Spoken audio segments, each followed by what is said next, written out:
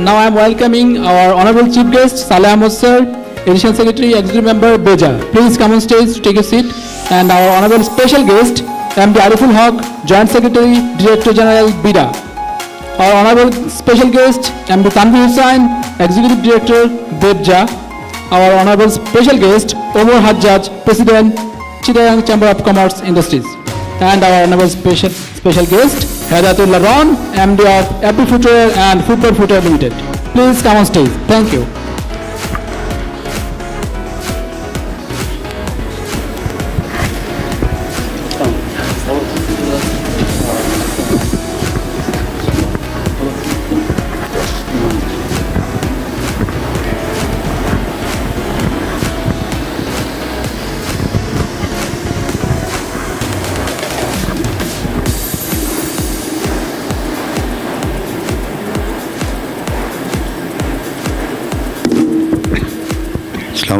Good evening, everyone.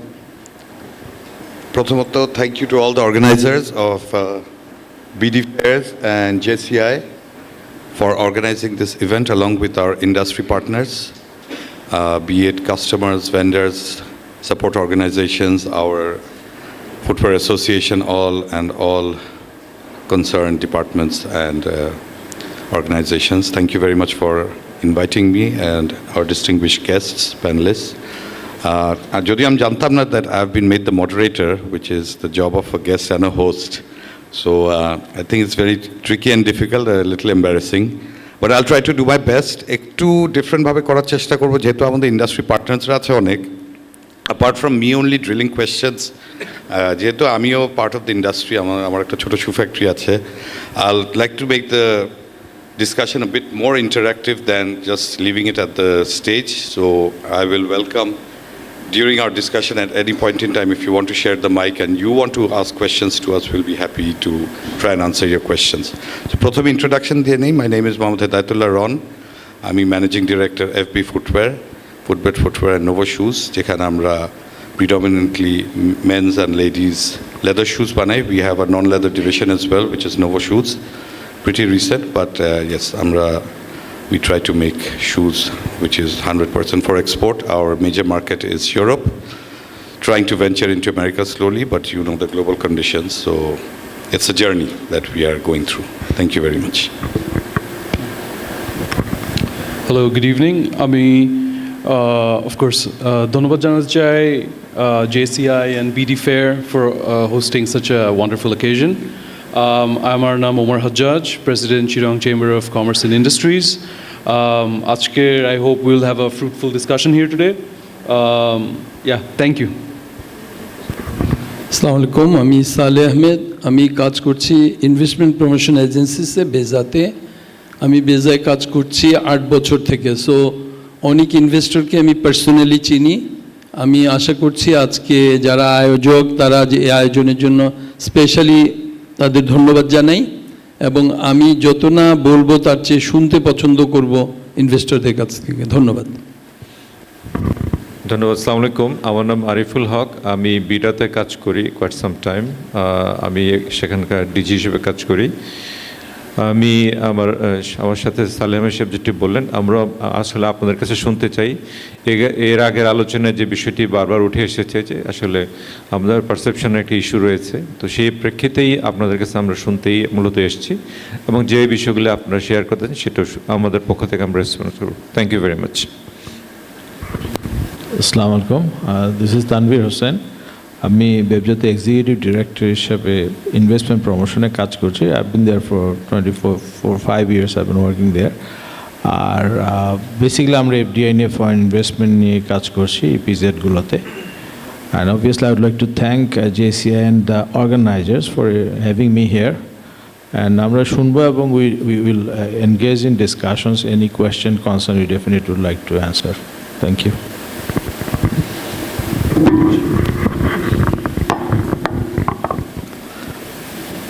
Being part of the industry as a manufacturer, the first question I would like to ask is, আমাদের main export যারা আমরা করছি তাদের main authorizing or dominating bodies are actually present here, which is প্রথমটা হচ্ছে and foremost is BIDA, which is Investment Development Authority, কারণ they supposedly provide us a turnkey solution or one-stop solution starting from initial আমাদের factory initiationের investment থেকে শুরু করে till small things like আমাদের customers or different foreign partners come to visit, visa issues, invitation letters, এগুলো তো আপনার help করেন। তো আমাদের টপিক যখন বলছে improving business ease, আপনাদের সাইড থেকে as the authorization body, আপনারা যখন when you say ease of business, what are you trying to market to us as investors, be it foreign or local? এটা একটু যদি আমাদেরকে আমাদের পার্টনারদেরকে একটু ক্ল্যারিফাই। ধন্যবাদ। এই প্রশ্নটি খুবই গুরুত্বপূর্ণ। সরকারের পক্ষ থেকে তো অবশ্যই, এবং ইনভেস্টমেন্ট প্রমোশন এজেন্সি আমরা যারা কাজ করি বিডা থেকে বা আজকের প্রধান অতিথি যিনি আছেন বেজা বা বেবজা থেকে, আমাদের মূল কাজ হচ্ছে ইনভেস্টমেন্টকে প্রমোট করা, সবচেয়ে যে বিষয়টি সেটা সহজ করে দেওয়া, সেবাগুলি সহজ করে দেওয়া। মানে শুরু থেকেই আমরা এক ধরনের সেবা দিচ্ছিলাম, বাট আপনি হয়তো জানেন যে 2018 সালে আমরা one stop service act pass করেছি। এর প্রেক্ষিতে যে গ্রাহক সেবাগুলি আমরা আগে দিতাম ম্যানুয়ালি বলেন বা সরকারি যে পদ্ধতি ছিল নথির মাধ্যমে, সেটি বেশি রহিত করা হয়েছে। আপনারা হয়তো আমাদের যারা ক্লায়েন্ট যারা আছেন ইন্ডাস্ট্রিতে তারা সবাই জানেন আমাদের 3টা এজেন্সির সেবা এখন আমরা অনলাইনে দিচ্ছি। আমরা যদি কিছু পরিসংখ্যান দিই আমাদের এজেন্সি থেকে, আমরা মূলত এখন প্রায় 113টি সেবা আমরা অনলাইনে দিচ্ছি। এর মধ্যে ইন্ডাস্ট্রি যদি শুরু থেকে বলে নিবন্ধন থেকে শুরু করে তার কাঁচামাল, তার মেশিনারিজ, ভিসা, ওয়ার্ক পারমিট, যত ধরনের সেবা যেগুলি আপনারা একসময় আমাদের কাছ থেকে পেতেন সেগুলি বেসিক্যালি সবগুলি অনলাইনে দেওয়া হয়েছে। এখন আর ম্যানুয়ালি বেসিক্যালি আমাদের এজেন্সিগুলিতে কোনো কাজ এখন আর ম্যানুয়ালি দেওয়া হয় না, সবগুলি অনলাইনে। এবং এই বিষয়টি আরও ট্রান্সপারেন্ট করার জন্য, যেটি আগে আলোচনা এসছে সেটি করার জন্য এখন সংস্থার সাথে গ্রাহকের সরাসরি যোগাযোগ আর রাখা হয়নি।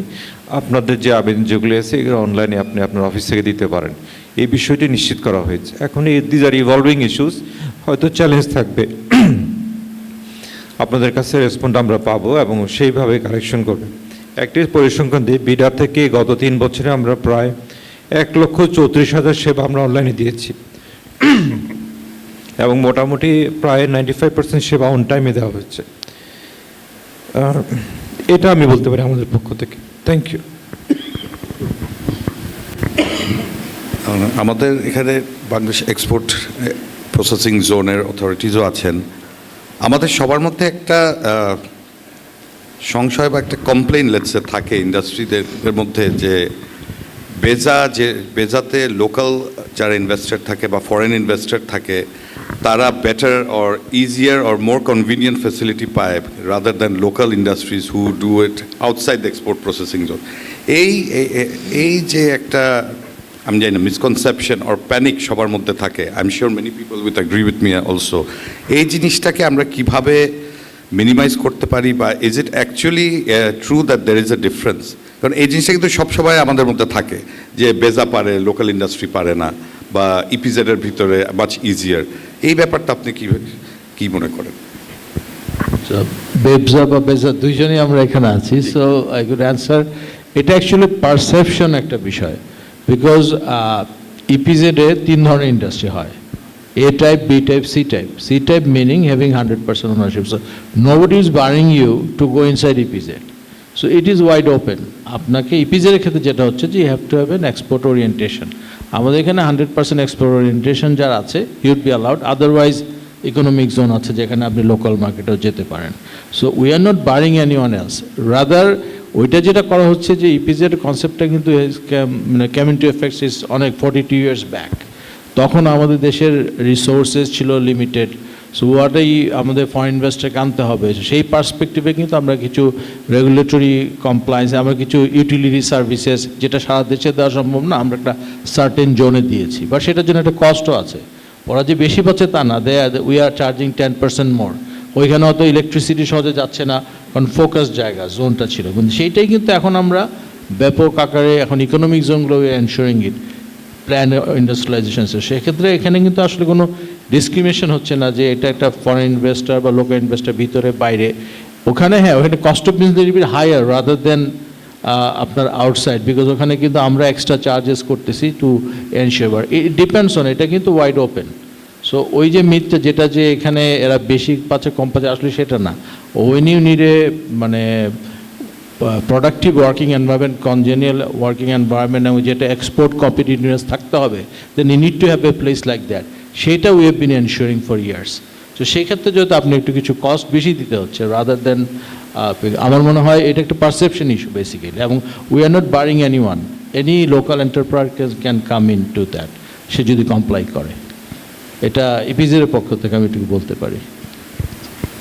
আরেকটা ব্যাপার আমি I want to touch down with BEZA also. আমরা যারা লোকাল এক্সপোর্ট করি, আমরা কিন্তু সবসময় ব্যাকওয়ার্ড লিঙ্কেজের কথাটা বলতে থাকি। আমাদের মাননীয় প্রধানমন্ত্রী গভর্নমেন্টও কিন্তু বারবার বলতে থাকে যে if the industry has to flourish, backward লিঙ্কেজের উপর স্ট্রেস দিচ্ছেন। যেটা ব্যাকওয়ার্ড লিঙ্কেজ আমাদের ফুটওয়্যার ইন্ডাস্ট্রিতে there is a lot of backward linkage that is developing in the country and specially inside the economic Jones.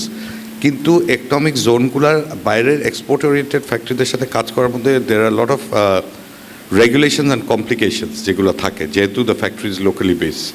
যদিও ইটস টার্মড অ্যাজ ডিম export, এই জিনিসগুলোকে আরেকটু যদি ইজি করা যায়, বা আপনাদের সাইড থেকে যদি আমাদের সাথে if you want to partner with us as export-oriented companies and backward linkage companies in BEZA, no, আমরা যারা ইকোনমিক জোনের বাইরের ফ্যাক্টরি আছে, but we want to do business with the economic zone factories.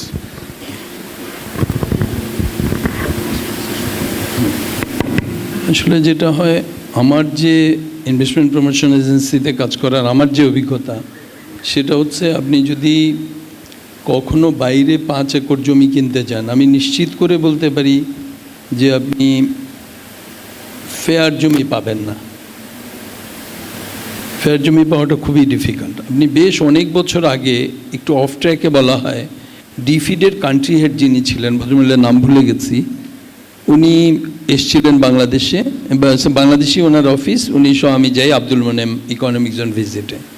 তো উনি বলছিলেন, আচ্ছা আপনারা তো নয় একটা জায়গা ডেভেলপ করে যেখানে সব ইন্ডাস্ট্রিগুলো হলো, কিন্তু এই যে ইজ অফ ডুইং বিজনেসে আপনারা যে এত পেছনে কী করে অ্যাড্রেস করবেন? আপনি দেখবেন যে বিদ্যুৎ লাইনে উনি একটা রেফারেন্স দিলেন, 469 দিন সময় লেগেছে। তো আমি বলেছিলাম, আমি বলবো না এই কারণেই ইজ অফ ডুইং বিজনেস এখন রিপোর্টিং হয় না, এটা একটা কারণ। আমি বললাম, দেখেন একজন ইনভেস্টর এমন জায়গায় ইন্ডাস্ট্রি করলেন যেখানে আমার ট্রান্সমিশন লাইনই নাই, ডিস্ট্রিবিউশন লাইন কি করে আসবে? তো স্বাভাবিকভাবে ট্রান্সমিশন লাইনটা আমি চাইলেই যখন তখন বিদ্যুতের লাইন করে দিতে পারি না। ডিস্ট্রিবিউশন লাইন আমি হয়তো খুব ইজিলি করে দিতে পারি 1-1.5 কিলোমিটার মধ্যে। গ্যাসের ক্ষেত্রেও তাই। সেজন্যই আসলে ইকোনমিক জোনের এই আইডিয়াটা এসছে।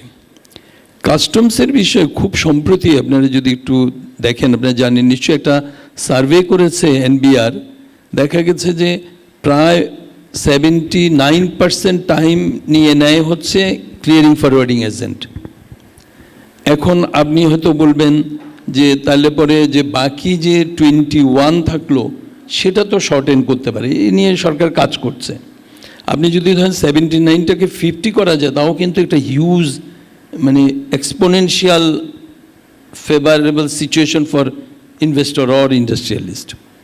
আমার কাছে মনে হয় আমরা ওএসএস সার্ভিস দিতে গিয়ে আমাদের যে প্র্যাকটিক্যাল এক্সপিরিয়েন্স, সেটা হলো এরকম যে আমি দোষ দিচ্ছি না কনসালটেন্টদের। কনসালটেন্ট হচ্ছে কি, যত টাইমটা বাড়বে তত তার প্রাপ্তিটা বাড়বে, এটা খুব স্বাভাবিক। আমি হলো ডাউন করে গেছি, তো যেই কারণে কাস্টমস এনভিআর আসলে আমাদের একটু সাজেস্ট করেছে যে ইনভেস্টরদের কাছে এই রিপোর্টটা পৌঁছানো। আমি বলবো এখানে যারা আয়োজক আছেন স্পেশালি এই ইস্যুটা নিয়েও একটা আলোচনা হতে পারে। আসলে এখন যারা সিএনএফ এজেন্ট আছে, ওরা যদি মনে করে যে না আমরা সোনার ডিম পাড়া হাঁসের মতো জবাই করে 4টা ডিম একবারে বের করবো, তাহলে তো হবে না। যত বিজনেস ফ্লারিশ করবে তাদের ইনকাম তত বাড়বে। তবে এটা ঠিক আপনি যেটা বলেছেন, ইকোনমিক জোনে বাইরের সাথে কোনোভাবে লিঙ্কেজ করা যায় কি না, এটা অলরেডি ইকোনমিক জোনে আছে। আপনি যদি জাপানিজ ইকোনমিক জোনে যান 2500, যেটা এখানে আর্চিলিক নামে একটা কোম্পানি, যারা সিঙ্গার বাংলাদেশ নাম দিয়ে তারা এখানে অলরেডি প্রোডাকশন শুরু করবে হলো। আমার ধারণা তারা ট্রায়াল প্রোডাকশন শুরু করার কথা এ মাসেই, হয়তো আরও দিন 15 লাগবে। তারা কিন্তু তাদের ফেব্রিকেশন পার্ট তাদের গাজীপুর প্ল্যান্ট থেকে করে আনবে। সুতরাং এইরকম অ্যারেঞ্জমেন্ট কিন্তু অলরেডি ইকোনমিক জোনের মধ্যে আছে। তবে এটারও একটা প্র্যাকটিক্যাল চ্যালেঞ্জ হলো যে আমরা এটার এই যে কাস্টমসের এই যে দুইটা ভেন্যুতে ক্লিয়ারিংটা কিভাবে করব, এটা নিয়ে এনবিআর কাজ করছে, আমরাও এটা নিয়ে কাজ করছি। একটু প্রাসঙ্গিকক্রমে বলি, ব্র্যান্ডিংয়ের যে কথাটা একজন ইনভেস্টর বলেছিলেন, আমার মনে হয় অন্তু নাম ওনার, না? উনি কি আছেন তো এখানে? না, ব্র্যান্ডিংটা অলরেডি অনেকটা হয়েছে। জাপানিজ প্রচুর কোম্পানি এখন বাংলাদেশে আসছে। আপনি যদি একটু কখনো সময় পান আপনারা, আমরা নিয়ে যাব জাপানিজ ইকোনমিক জোনটা ভিজিট করা। এবং এই জাপানিজ কোম্পানিগুলো পৃথিবীর এমন একটা কোম্পানি, জাপানিজ কোম্পানি আসলে অন্যরা অ্যাসেস করে না, ধরেই নেয় জাপানিজরা যেভাবে অ্যাসেস করেছে আর অন্যদের অ্যাসেসমেন্টের কিছু নেই, ওরা জেনে শুনেই এসছে।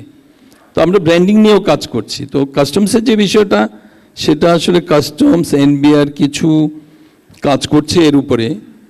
এটা ঠিক যে আমাদের আরও অনেকটা পথ যেতে হবে এবং দ্রুত যেতে হবে। Thank you. Yes, if I could add with our sir, so এখানে যেটা যে কাস্টমসের যে ইয়েটা, এখানে কিন্তু এসআই কোড এবং তারাও কিন্তু দে আর ট্রাইং টু এবং সিস্টেম মধ্যে ইন্টিগ্রেট করছে।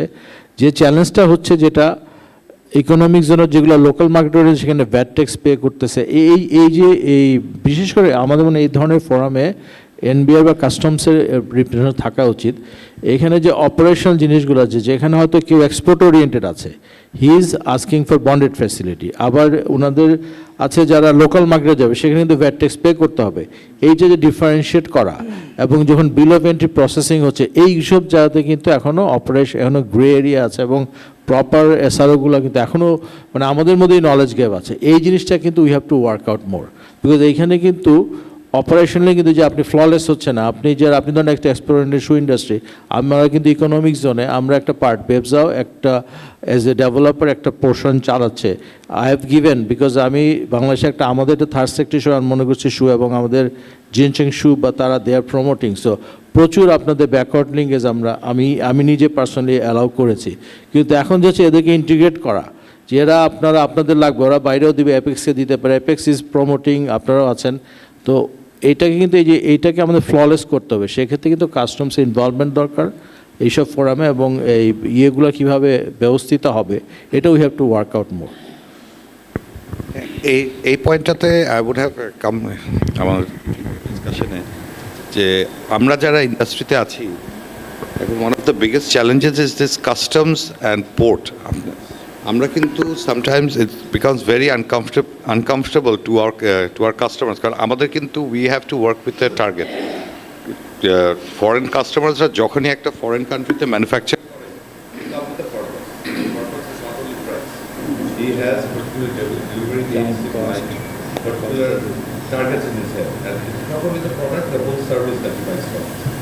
তো যখন আমাদের এরকম প্রবলেমগুলো হয়, যেটা আজকাল হচ্ছে, very big contradiction between how customs operates and how আমাদের port authorities বা আমাদের যে রেগুলেটরি বডিজ ওরা আমাদেরকে কিভাবে জাজ করে। আমি as a industry person I will not say accountability is not important, but at the same time over policing যখন হয়ে যায় তখন কিন্তু you are losing time, and when you lose time you are not losing only that particular order or product or customer, you are losing the country's image to that particular country, not to the customer. So এই জিনিসটা কিন্তু একটা, it's becoming a continuous fight. I will ask our participants also to raise this issue if they have some questions. I'm sure they have many questions. G so যেটা হচ্ছে আমরা কাস্টমসের সাথে বসছি, এর মধ্যেই উনি যেটা বললেন যে সময়টা তো আসলে আমরা যিনি বায়ার উনি তো একটা নির্দিষ্ট সময়ে ডেলিভারি চাইবেন এবং এটা একদম ফিক্সড ডেট। এখন আমরা আমাদের বঙ্গবন্ধু শিল্পনগর যেটা মিরসরাই এবং আমাদের জাপানিজ জোন যেটা বলি 2500 যেটা বাংলাদেশ স্পেশাল ইকোনমিক জোন, এই দুটাতে কাস্টমস নীতিগতভাবে প্রায় আমরা একমত হয়েছি যে এখানে দুটো রিজিওনাল কাস্টমস অফিস হবে। কাস্টমস ক্লিয়ারেন্সটা পোর্টে না হয়ে আমাদের যাতে জোনের ভেতরে হয়, তাহলে যেটা হবে সুবিধা হচ্ছে পোর্টে একবার হয়ে আবার তো এসে আমার প্রেমিসেসে হতে হবে, এতে সময়ও নষ্ট হবে। এখন চ্যালেঞ্জ হচ্ছে in between port and economic zone, এই পথে যদি কোনো রকমের সমস্যা হয় সেটা কে কেয়ার করবে, এটা নিয়েও কথা হচ্ছে, যেটাতে ভেহিক্যাল আমরা ট্র্যাকিং করে করতে পারি কিনা।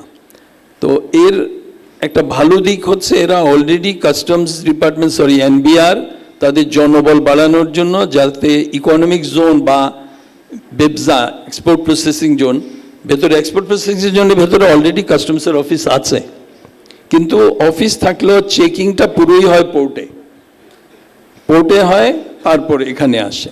তো আমরা চাচ্ছি এবং অলরেডি আমরা আলাপ করছি যাতে বিএসএমএসএন মানে আমাদের বঙ্গবন্ধু শিল্পনগর যেটা চট্টগ্রামে এবং 2500 যে বাংলাদেশ স্পেশাল ইকোনমিক জোন, এই দু জায়গায় আমরা দুইটা কাস্টমসের অফিস করব এবং চেকিংগুলো হবে আমাদের প্রেমিসেসে, মানে এই দুই ইকোনমিক জোনে। তো এই কাজগুলো করা গেলে আমি আশা করছি খুব শীঘ্রই এই সমস্যাটার অনেকটা সমাধান হবে। তবে বাইরে যারা আছে, মানে ইকোনমিক জোন কিংবা এক্সপোর্ট প্রসেসিং জন্য বাইরে আছে, আমাদের বেবজার প্রতিনিধি যেটা বললেন, আসলে এখানে কিছু কাজ করার স্কোপ আছে। আর আমি একটু অনুরোধ জানাবো আয়োজকদের, ধন্যবাদ, আপনারা এরকম আয়োজন করেছেন। কাস্টমস অফিস এনবিআর এর প্রতিনিধি নিয়ে আসলে আলোচনা করলে জাপানিজদের, আমি জাপানিজ ইনভেস্টরদের নিয়ে ডিল করি, জাপানিজদের এখন একমাত্র কমপ্লেইন বলবো না, একমাত্র চ্যালেঞ্জ তারা মনে করছে কাস্টমসের মানে টাইম গ্যাপ। যেদিন ডেলিভারি দিবে বলে ডেলিভারি ফেল করে, ইমেজ নষ্ট হয়, ব্র্যান্ডিংটা ডাউনগ্রেডেড হয়, যে জন্য এটা নিয়ে কাজ করছে। Thank you. আমি যদি একটু অ্যাড করতে চাচ্ছিলাম, যেহেতু চিটাগং পোর্ট নিয়ে আমাদের সবসময় দৌড়াদৌড়ি করতে হয়, আসলে কাস্টমসে আর পোর্টে ক্লিয়ারিং এগুলো এক্সপোর্টের ক্ষেত্রে বা ইম্পোর্টের ক্ষেত্রে দুটোটার ক্ষেত্রে একটু ইস্যুস হয়। ইম্পোর্টের ক্ষেত্রে আপনারা তো বোধহয় র মেটেরিয়ালস কিছু বাইরের থেকে আনতে হয়, সো এইখানে এই আমাদের কাস্টমসেরও কিছু দোষ নেই, তো এটা তো বলা যাবে না। আমাদের যে সিএনএফ এজেন্ট এবং শিপিং এজেন্ট যারা আছেন ওদেরও কিন্তু এফিসিয়েন্সি ডেভেলপমেন্টের অনেক জায়গা আছে। সো অলমোস্ট লাইক একটা আমরা জরিপ করলাম চেম্বার থেকে, প্রায় 60 to 70% delay is due to these kind of agents, CNF agents. So we've spoke to CNF agents associations and other ব্যবসায়ীদের সাথে অনেকবার আলাপ করেছি এটা নিয়ে। ওরা নিজেরাও চেষ্টা করছে, ওরা অনেক পুরনো, মানে অনেকগুলো কোম্পানি দেখা যায় একদম পাকিস্তানি আমল থেকে যেভাবে কাজ করে আসছে বর্তমান এখনও তারা একইভাবে কাজ করছে। বাট অফকোর্স মানে চিটাগং কাস্টমসের কথা যদি বলতে হয় তাহলে একটা যে আমাদের যে BSTI, Chittagong কাস্টমসের BSTI-তে it has a full-fledged lab now, but there is only one একজন কর্মকর্তা আছে for testing. So imagine আমাদের 180 প্রায় 170-180 মিলিয়ন মানুষের একটি জনবহুল দেশ, এখানে সব রকম খাদ্যদ্রব্য এক্সপোর্টের, গার্মেন্টস বলেন, আপনি ফুটওয়্যার বলেন, all kinds of export, it's being checked by this one individual. Chamber এটা নিয়ে অনেকবার কমপ্লেন করেছে, hopefully in the recent future আমরা এটা নিয়ে সলভ দেখব। But it's not only the government that needs to fix its act. আমাদের ব্যবসায়ীদের মধ্যেও সিএনএফ যারা আছেন, শিপিং এজেন্টরা যারা আছেন, এখানেও কিন্তু অনেক রকম ক্যাপাসিটি বিল্ডিং আর অনেক রকম প্রসেসিং কীভাবে ফাস্ট করা যায়, ওখানে অনেক there is lot to be asked for. I think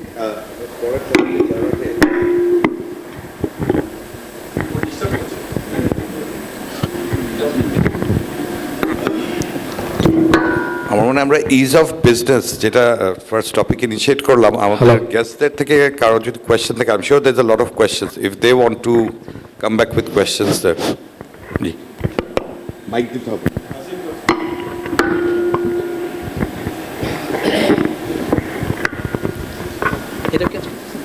এটাকে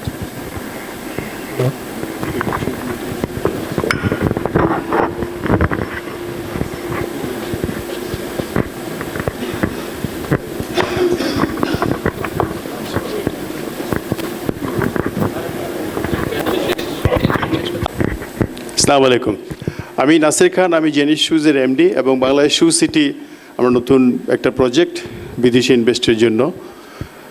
তো আমার কোশ্চেন হলো, এখানে আমরা আজকে বিডা এবং বেজা দুইজনকে আমরা পাচ্ছি এখানে মঞ্চের মধ্যে, তো রন সুন্দর অর্গানাইজ করছে। তো আমার হলো, আমরা সবসময় একটা জিনিস বলছি যে এইজ অফ ডুইং বিজনেস, আমরা 32 ইয়ার্স শু সেক্টরে আছি, 32 ইয়ার্স সেক্টর থেকে আমরা কিন্তু 1 বিলিয়ন এক্সপোর্ট করছি আজকে থেকে 15 বছর আগেও, এখনো 15 বছর পরেও 1 বিলিয়ন 1.2 বিলিয়ন কোটি আমাদের সেক্টর। ওই একটা বানরের অঙ্কের মতো আমরা উঠি নামি। এইটার মেইন জিনিসটা আমরা এখন কিন্তু রিয়েলাইজ করতে পারছি পার্সোনালি আমি, যে এইজ অফ ডুইং বিজনেস আমরা কিন্তু শুনে আসছি 15 বছর। আমরা একটা জিনিস কেন করি না, যারা বলছি যে বিভিন্ন আমরা এটা স্টাডি করছি বা দেখছি, যখনই আমরা বিডা বা বেজাতে বলি বা এনবিআর বলি, যে আমরা যেই দেশগুলো এই আগে গেছে যে সিস্টেমগুলো করে, এইটা আমরা নকল করলে ফার্স্ট হতে পারি। যেমন মনে করেন যে আমরা দেখছি প্রায় ভিয়েতনামের কথা আসছে পেপারে। ভিয়েতনামে আমার পার্সোনাল এক্সপিরিয়েন্স আছে, একটা ফ্যাক্টরি করতে 5টা লাইসেন্স লাগে ভিয়েতনামে। আমরা কেন বলি যে এফডিআই আসে না, জাপানিজ আসে না? জাপানিজ আসবে আরো বাংলাদেশে 20 বছর আগে 30 বছর আগে আসার কথা ছিল। 5টা লাইসেন্স লাগে ভিয়েতনামে একটা ফ্যাক্টরি করতে, এবং লাইসেন্সগুলোর মেয়াদ হলো till death the company, till stop the company, production যখন বন্ধ করবেন। কি কি লাইসেন্স লাগে ভিয়েতনামে? ইনভেস্টমেন্ট লাইসেন্স, মানে টাকাটা কোত্থেকে আসবে, টাকাটার ফান্ডিংটা কোথায় হবে। কনস্ট্রাকশন লাইসেন্স, যেটা আমাদেরকে রাজুক দেয় বা বিল্ডিং এর plan. Fire licence, environment licence and export and import licence. এগুলোর মেয়াদ হলো till death of the company, stop the production. তাহলে আমাদের দেশে আমাদের একটা ফ্যাক্টরি চালাতে এখন 35টা লাইসেন্স লাগে, 35 লাইসেন্স লাগে একটা ফ্যাক্টরি করতে। এবং এই 35 লাইসেন্সের মেয়াদ হলো এখন কোনোটা 6 মাসও আছে, আর ম্যাক্সিমাম 1 বছর। এই যে 35 লাইসেন্স লাগে, আমার এখানে শু সিটিতে 2টা কোম্পানি আসছে, ওরা এখনো প্রোডাকশন স্টার্ট করতে পারছে না, ওরা শুধু লাইসেন্সের জন্য দৌড়াচ্ছে। এবং এই যে 35 লাইসেন্স, আপনারা এখানে বিডা বেজা সবাই আছেন, আপনারা কি এই কাজটা করতে পারেন না? যে ভিয়েতনাম যেটা করে $300 বিলিয়ন,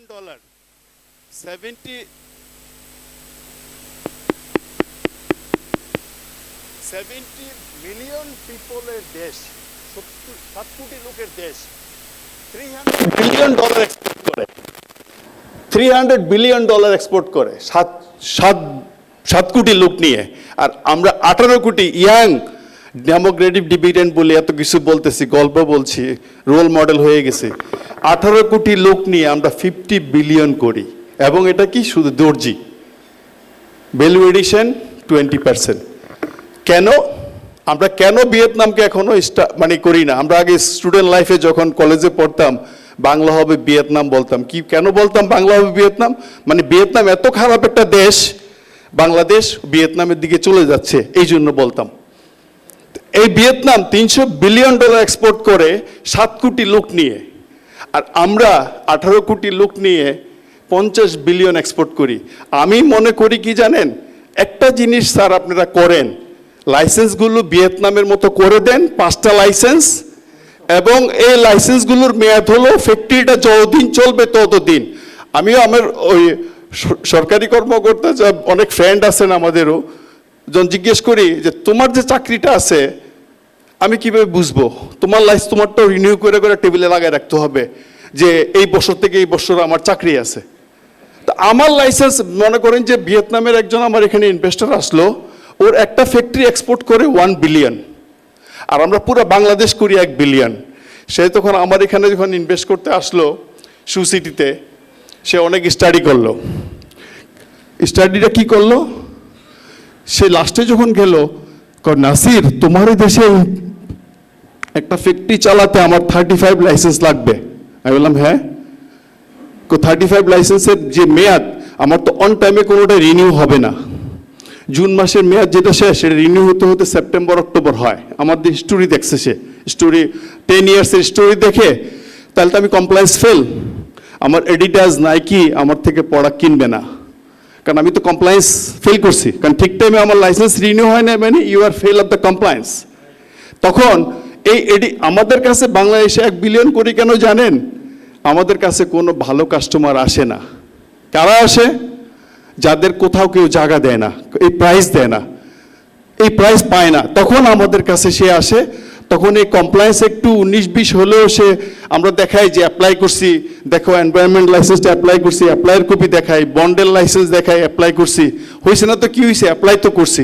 তখন এটা দিয়ে ওরা কোনো রকমভাবে বুঝে নেয়, ঠিক আছে আমি তো এই সস্তা আর পাচ্ছি না কোথাও, তখন সে আমাদের কাছ থেকে মাল নেয়। আমার কথা হলো এইজ অফ ডুইং বিজনেস, এত হেডিং টেডিং 15 বছর শুনছি, আপনারা যদি রিয়েলি কাজ করেন 5টা লাইসেন্সে আনেন, এবং এগুলোর মেয়াদ হলো, আমার মনে করেন যে ফায়ার লাইসেন্স রিনিউ হয়েছে কি জানেন, নবায়ন করা হইল, সিলেক্টটা মেরে দিছে লাইসেন্সে, আর একটা বান্ডেল লেনদেন হয়েছে, আমার ফ্যাক্টরি ফায়ার প্রুফ হয়ে গেছে। কথা হলো এই যে corruption zero tolerance in Bangladesh বলছি আমরা করাপশনকে জিয়ে রেখে বলতেছি জিরো টলারেন্স। এই কাট করে দিন আমরা জিনিসগুলোকে, লাইসেন্সটাকে 5টা লাইসেন্স, এক্সপোর্ট ইম্পোর্ট, কোনো দেশের সাথে বন্ড নাই, কিচ্ছু নাই, ভিয়েতনামে কোনো র মেটেরিয়ালস নাই, ওরা শুধু জুতা এক্সপোর্ট করে $25 বিলিয়ন, কোনো র মেটেরিয়ালস ভিয়েতনামে নাই, কিভাবে করে ওরা?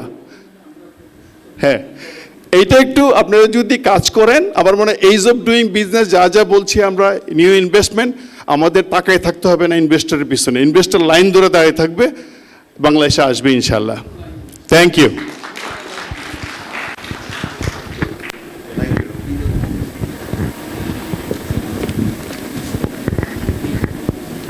জি, থ্যাংক ইউ।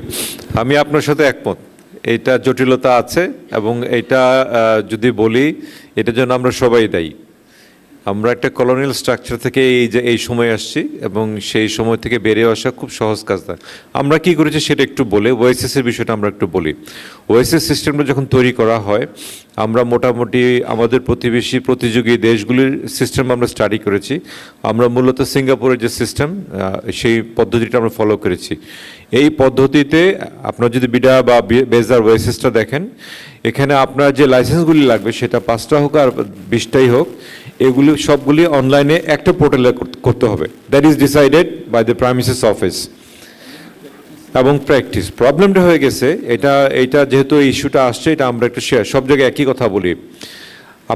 আপনারা যারা ব্যবহারভোগী, তারা যদি আমাদের এই সিস্টেমটা ব্যবহার করেন এবং সবাই যদি সেন্সিটাইজ হন, তাহলে এই যে প্র্যাকটিসটা, তখন আমাদের পক্ষে কথা বলা সহজ হয়। এখন যেটা দেখা যাচ্ছে, যদিও বিডা ওয়েসেস বা বেজার ওয়েসেসের মাধ্যমে ট্রেড লাইসেন্স নেওয়া যায় বা কোম্পানি ইনকর্পোরেশন করা যায়, কিন্তু অনেক লোক সরাসরি ট্রেড লাইসেন্স বা সেই কাগজগুলি রেসপেক্টিভ অফিসে যাচ্ছেন। আমরা বারবার বলতেছি পোর্টালটা অনলাইন করা আছে, আপনি এটা ব্যবহার করেন।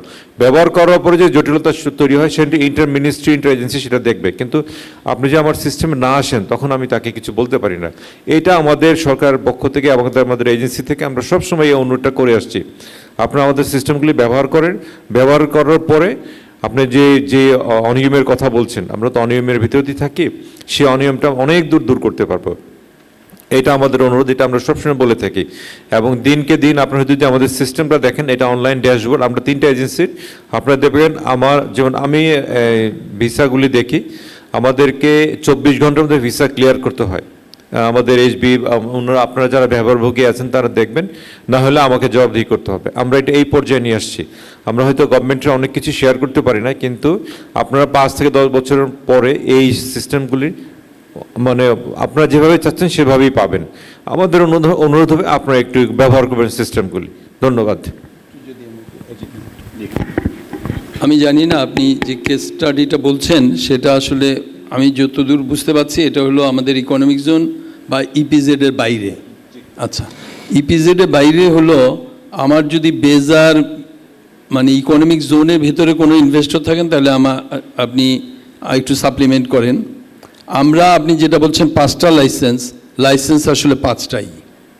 আপনি যখন ল্যান্ড লিজ এগ্রিমেন্ট হওয়ার পরে বেজার কোনো একটা প্লটে আপনি যখন মাস্টার প্ল্যান অনুমোদন করবেন কিংবা বিল্ডিং ডিজাইন অনুমোদন করবেন, এটার মধ্যেই বিল্ট ইন হচ্ছে আপনার ফায়ার লাইসেন্স।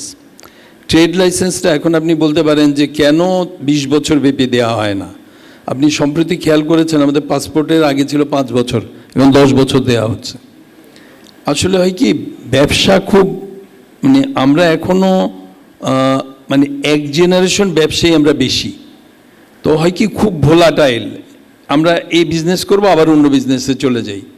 আমরা যারা প্রজেক্ট ইমপ্লিমেন্ট করি, আমি কিছুদিন আগে একটা অডিট আপত্তি হয়েছে, যে লোকটা গাড়ির বিজনেস করতো সেই লোকটা এখন তেল বেচে। ট্রেড লাইসেন্সের বিবেচনায় দুটো ভিন্ন বিজনেস। এখন অডিট বলছে যে দেখেন, এই যে আমি ফোন করে জানলাম উনি তেল বেচে।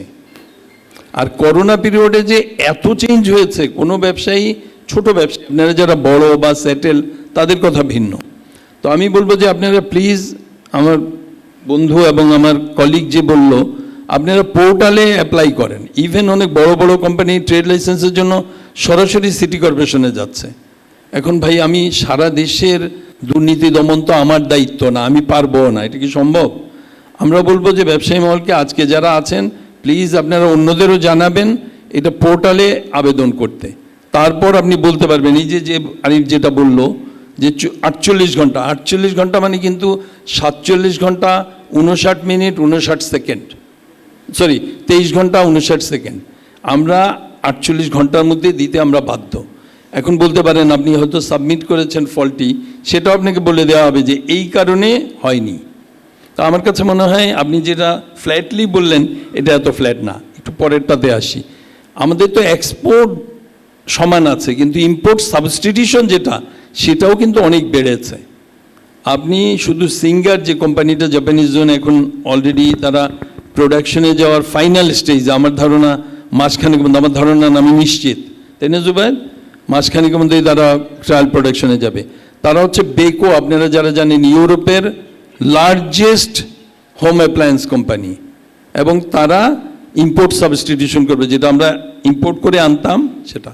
তো আসলে ব্র্যান্ডিংয়ের বিবেচনা অনেকটা হচ্ছে, তবে আপনি যেটা বললেন যে আরও দ্রুত আমরা যেতে হবে, কারণ দিন তো পার হয়ে যাচ্ছে। Thank you.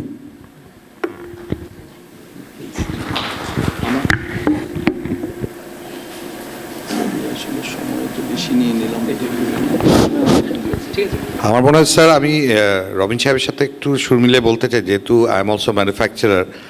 আমরা যদি with all due respect to BIDA and BEZA, তার আপনারা you are doing a fantastic job.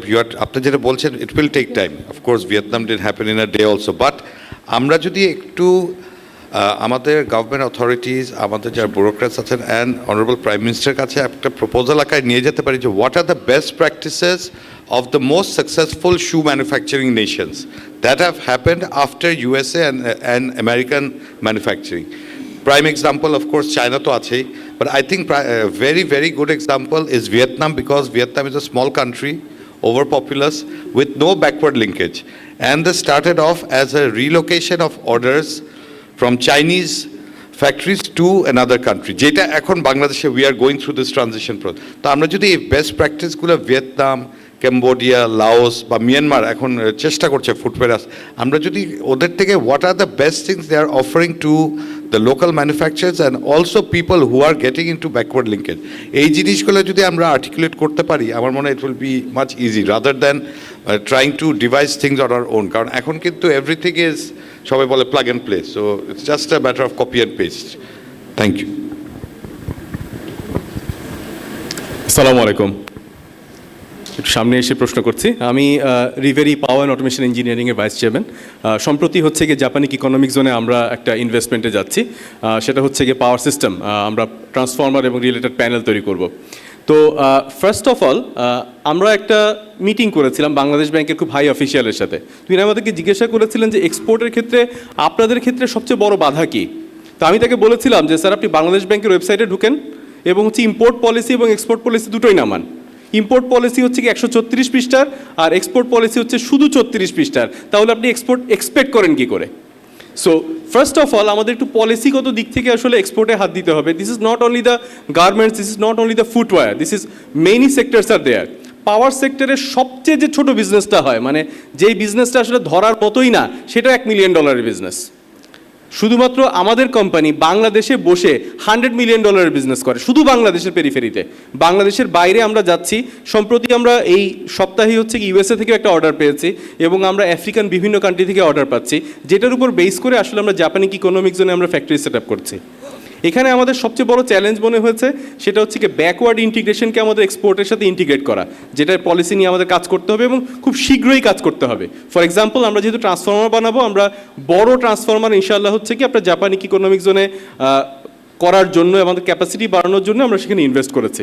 তো আমরা চাই এটার যে পিছনের ম্যাটেরিয়ালগুলো আছে, যেমন হচ্ছে গিয়ে ট্যাঙ্ক, তারপরে হচ্ছে গিয়ে কোর অ্যাসেম্বলি, বড় বড় যে কাজগুলো যেগুলো একটু হেভি ডিউটি কাজ, সেগুলো যাতে হচ্ছে কি আপনার জাপানি ইকোনমিক জোনের ভিতরে না হয়। ইন সাচ কেস আমাদের ইটিপি বসাতে হবে। আমরা ইটিপির কস্টটাকে বাঁচাতে চাই। আমাদের অলরেডি যে এক্সিস্টিং ফ্যাক্টরি সেখানে ইটিপি আছে। তো আমরা আসলে এই দুটো ফ্যাক্টরিকে কিভাবে একটা জায়গায় ইন্টিগ্রেট করব, সেই জায়গাটাকে আমাদের আসলে পলিসিগতভাবে ফাইন্ড আউট করতে হবে। দ্বিতীয় বিষয়, কাস্টমস কিংবা হচ্ছে কি এনবিআর এর ইস্যু, এই জায়গাটা ধীরে ধীরে আমাদের জন্য খুব ভয়ঙ্কর হয়ে উঠছে। মানে ফুটওয়্যার কিংবা অন্যান্য জায়গায় এই বিষয়গুলো যতটুকু অ্যাড্রেস করা যায়, যে ম্যাটেরিয়ালগুলো অ্যাড্রেস করা যায়, কমপ্লেক্স যেই ম্যাটেরিয়ালগুলো আছে, ফর এক্সাম্পল একটা প্রোটেকশন প্যানেল প্রায় হচ্ছে কি এখানে কম্পোনেন্ট লাগে প্রায় ৭৯টার মতো। সো ৭৯টা তো ডিফারেন্ট টাইপের ম্যাটেরিয়ালের বিভিন্ন জায়গায় ইউজ হতে পারে। সো এই জায়গাগুলোতে কাস্টমস অফিসার আমাদের এইচএস কোড চেঞ্জ করে দিচ্ছে, কখন হচ্ছে গিয়ে ফোর্স পেনাল্টি বসাচ্ছে, ছোট্ট ছোট্ট আইটেমের জন্য হচ্ছে গিয়ে আমাদের ইম্পোর্ট এমবার্গো চলে আসতেছে। আমার মানে কোনো একটা প্রোডাক্টের জন্য যেটা আমি এক্সপোর্ট করবো ইউএসএতে, তার দরকার হচ্ছে কি একটা স্নাইডার কিংবা এবিবি ইতালির ছোট্ট একটা এমসিবি, কিন্তু সেটা আমাকে টেস্ট করে নিয়ে আসতে হচ্ছে বিএসটিআই থেকে, ওখানে আমার ১-১.৫ মাস চলে যাচ্ছে। তো আমি প্যানেল ডেলিভারি দিব কবে? ছোট্ট একটা ইস্যুর জন্য যেখানে হচ্ছে কি আমরা ১ মাস আটকে যাচ্ছি, তো আমার প্যানেল ডেলিভারি হবে হচ্ছে ২-৩ মাস পরে। সো এই ছোট ছোট বিষয়গুলো যতক্ষণ না পর্যন্ত আমরা ইউজ করতে পারবো, যতক্ষণ না সহজ করতে পারবো, এক্সপোর্ট হচ্ছে কি একটা মেয়ারলি ড্রিম। সো আমাদেরকে অনেক বিষয়, পলিসি এবং হচ্ছে গিয়ে বিশ্বাস, এই জায়গাটা আমার মনে হয়েছে আমরা যারা পলিসি মেকার হিসেবে থাকেন তারা সবসময় চোর খুঁজে বেড়ান যে কোথায় কোথায় চুরি হতে পারে, ওই ছিদ্র বন্ধ করার জন্য পলিসি তৈরি করেন। আসলে এই জায়গায় বিশ্বাসযোগ্যতা তৈরি করার জায়গা আছে, কারণ এক্সপোর্ট মার্কেটে যখন যাবেন সেখানে জায়গাটা কিন্তু ডিফারেন্ট, মানে দেশি বিজনেসের মতো না। ওই জায়গায় যতক্ষণ না পর্যন্ত আমরা আমাদের ক্যাপাবিলিটিগুলোকে সামনে নিয়ে আসতে পারবো, যতক্ষণ না পর্যন্ত আমাদের দেশের এই ইজ অফ ডুইং বিজনেস এই জায়গার ইন্ডেক্সটাকে না বাড়াতে পারবো, ততক্ষণ পর্যন্ত আমরা অ্যাটলিস্ট আমাদের সেক্টরে কয়েক বিলিয়ন ডলার এক্সপোর্ট আনতে পারবো না। But I am telling you very frankly, power sector can be a much more bigger sector than any other else. Thank you very much. Thank you. আমার মনে হয় এই ইজ অফ বিজনেস যেটা বলছে, this is we come back to the same thing, এটার সাথে কিন্তু FDI automatically চলে আসে, because if business is not easy FDI definitely won't come. And আমি এই পয়েন্টটা প্রথমেই বলছিলাম যে আমাদের integration of backward linkage and encouragement of backward linkage, I think they are running at two different speeds. আমাদের ইন্টিগ্রেশনটা হচ্ছে না, কারণ I can give you small example. ফুটওয়্যারের ক্ষেত্রে আমি বলতে পারি, সে ইলেকট্রনিক্সের ক্ষেত্রে বলছে, দের আর মেনি প্রোডাক্টস যেটা ফুটওয়্যার ইন্ডাস্ট্রির আগের থেকেই কিন্তু বাংলাদেশে বানাচ্ছে for the local cottage industry. But ওদের কাছে যখন আমরা যাই, ওরা আমাদের সাথে বিজনেস করার ইন্টারেস্ট দেখায় না, because first of all they panic যে এক্সপোর্ট কোম্পানির সাথে কাজ করবে। অনেকে জানেই না কীভাবে এক্সপোর্ট কোম্পানির সাথে কাজ করতে হবে, বিকজ ওরা মনে করে ব্যাক টু ব্যাক এলসি দিবে, এই প্রবলেম, ওই ঝামেলা। তো আমরা কিন্তু চাচ্ছি লোকাল ফ্যাক্টরিদের সাথে কাজ করতে। They are very footwear component manufacturers in Old Dhaka. They don't even know what paperwork to do. তো এটাও কিন্তু একটা ইজ অফ বিজনেসের মধ্যে চলে আসে। এখন the problem is this person does not even know that he has to go to BIDA. BIDA তো ওর জন্য অনেক দূরের জিনিস, ও যে কীভাবে রিসিপ্টটা বানাবে he does not even know that. তো এখানেও কিন্তু ইজ অফ বিজনেসের ব্যাপারটা চলে আসে। আর আরেকটা যেটা বলছি, আমি বারবার বলি, there is a very big line, not even a fine line, between accountability and policing. আমার মনে হয় পুলিশিংটা আমাদের অ্যাকাউন্টেবিলিটি থেকে বেশি হয়ে যায়, কারণ আমাদেরকেই বর্ড লাইসেন্স দেওয়া হয় যে আপনি মাল ইম্পোর্ট করবেন on a duty free basis on the commitment that we will be exporting everything and not selling anything to the local market. কিন্তু তারপরেও যদি আমাদেরকে অবিশ্বাস করেই বন্ড দেওয়া হয়, মানে আপনি যদি প্রথমেই ধরে নেন যে আমি চোর, বাট আপনাকে বন্ড লাইসেন্স দিব, সো ডোন্ট ওয়ারি আইল বি চেকিং, তাহলে কিন্তু বিজনেসের ফার্স্ট অফ সেকেন্ডলি ইন্টেনশনই কিন্তু নেগেটিভ হয়ে যায়। তখন কিন্তু manufacturers always stay in a panic যে আমার কোন কন্টেনার ধরবে, আমার কোন মেটেরিয়াল ধরবে, আমি রিনিউয়ালের সময় এই মেটেরিয়ালের পারমিশন পাবো কিনা। এইটাও কিন্তু ইজ অফ বিজনেসের মধ্যেই চলে আসে। So it is not only যে আমাদের পেপার ওয়ার্ক বা আমাদের 35টা বা 45টা লাইসেন্স যদি at is given the right information and time ফ্রেমেও পাওয়া যায়, গিভেন আ কস্ট, তারপরেও আমি মনে করি manufacturers will take it if they know that it is convenient to do it. But এখন কিন্তু এটা তাদের জন্য একটা additional burden বা headache হয়ে যায়. We have to keep somebody dedicated in the office to look after only documentation of this. যেটা আমার মনে হয় কোথাও দরকার হয় না. Thank you. যদি আমি সাপ্লিমেন্ট করি, কারণ জাপানিজ জোনটার আমি নারী নক্ষত্র জানি, তো এটা যেটা অসুবিধা হয় আমাদের, কিন্তু ইকোনমিক জোনের ভিতরে একজনের ফিনিশ প্রোডাক্ট অন্য ইন্ডাস্ট্রির র ম্যাটেরিয়াল হতে পারে, যে জন্য আমরা উইদিন দ্য জোন আমরা কিন্তু বলছি আমার ধারণা বেবজারও তাই এক্সপোর্ট হিসাবে ট্রিটেড হবে। কিন্তু প্রবলেমটা হচ্ছে যদি আউটসাইড পেরিফেরি হয়, মানে আমার বন্ডেড এরিয়া বা ইকোনমিক জোনের বাইরে ওনার ফেব্রিকেশন পার্ট, তাই না?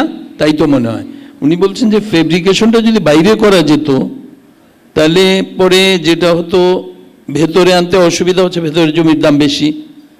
এখন আপনাকে আমি পাল্টা প্রশ্ন করি যে ধরেন আপনি খুব ফেয়ারলি করছেন, আমাদের তো জনবলও স্বল্পতা আছে, সবাইকে যদি ফেব্রিকেশন বাইরে করতে দেয়া হয় তাহলে এখানে একটা মনিটরিংয়ের একটা গ্যাপ হতে পারে। তবে এটা ঠিক কাউকে ট্রাস্ট না করলে তো বিজনেসই হবে না।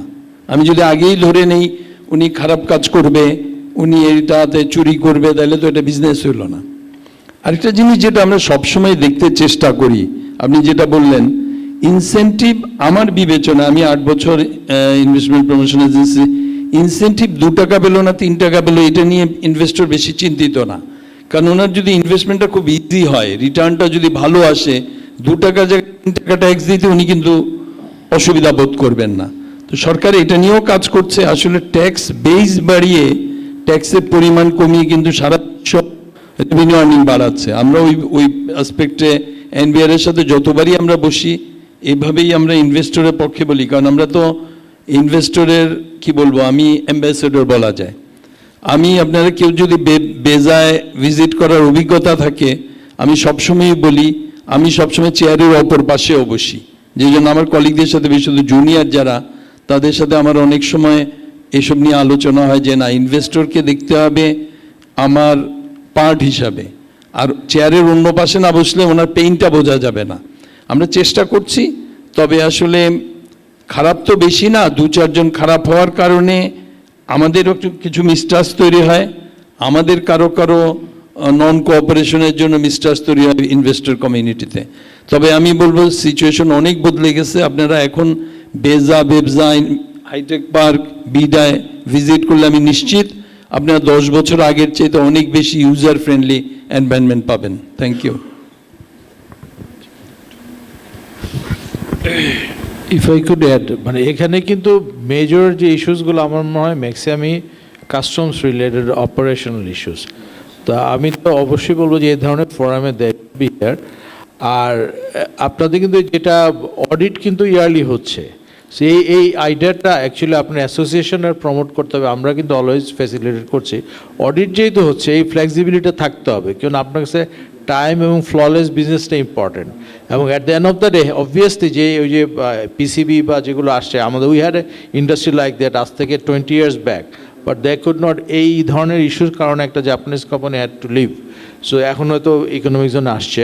So EPZ has been experiencing it. আমাদের যখন প্রথম বন্ডের সিস্টেম ছিল, একটা ওয়ান টাইম লাইসেন্স হয়ে যেত, and you don't have to worry, one time for lifetime হয়ে যেত, তার ইয়ারলি শুধু অডিটটা করতো। কিন্তু এখন আপনার এভরি সিঙ্গেল ইয়ে, এখন ইভেন আপনার একটা প্রাপ্যতা করতে হবে। প্রাপ্যতা আপনার ধরেন 4-5 হাজার র মেটেরিয়ালস রাখতে হবে, সবগুলো এইচএস করে ঢোকাতে হবে। কিছু কিছু জিনিস প্র্যাকটিক্যাল আছে আমাদের কাছে মনে হয়।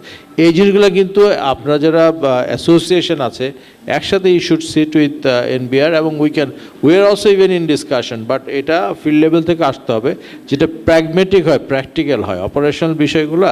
এবং বাইরে অন্যান্য দেশে কিন্তু আমরা রেফারেন্স আনতে পারি। এই জিনিসটা আমি বিভিন্ন নেগোসিয়েশনে বলে, আমরা যখন ইভেন গভর্নমেন্টও নেগোসিয়েশন করতে হয়, এমনি এনবিআরও যখন বলছে, তারাও তাদের obviously they have their point. কারণ এমনও কিছু ইনভেস্টার আছে, সবাই তো আর আমরা একরকম না, হয়তো it is going to local market, এরকম হয় যেটাতে ইম্পোর্ট ডিউটি 30% আছে, আপনি বন্ডেড ফেসিলিটি নিচ্ছেন, পরে দেখা যায় যাচ্ছে না, ইট ইজ দেয়ার। তো obviously they have their responsibility also, যে রেভিনিউ আর্নিং এবং প্রোটেকশন অথরিটি হিসাবে। সেখানে কিন্তু we have to make a fine line, এবং এই প্রসেসগুলোকে আমরা আরও বেশি ট্রান্সপারেন্ট এবং ফাস্টার করতে হবে, ওদের প্রবলেমটা অ্যাড্রেস করতে হবে। তো এখানে মনে হয় বসা দরকার আছে, প্রচুর কথা বলার দরকার আছে। Thank you. আসসালামু আলাইকুম, আমার নাম ইঞ্জিনিয়ার ইউসুফ। আমি 2017-18 থেকে আমি বিজনেস করছি। তার আগে পর্যন্ত আমি চাকরি করতাম, বাটা শুতে করেছি এবং অ্যাপেক্সে করেছি। তখন মনে করেছিলাম যে আপনার এন্টারপ্রেনিয়রশিপ হচ্ছে খুবই ইজি এবং বানাবো প্রোডাক্ট এবং সেল করব। কিন্তু আমার মাথায় যে গ্রে চুল দেখছেন না, এটা কিন্তু এই 2017 পরেই হয়েছে। It's very very difficult.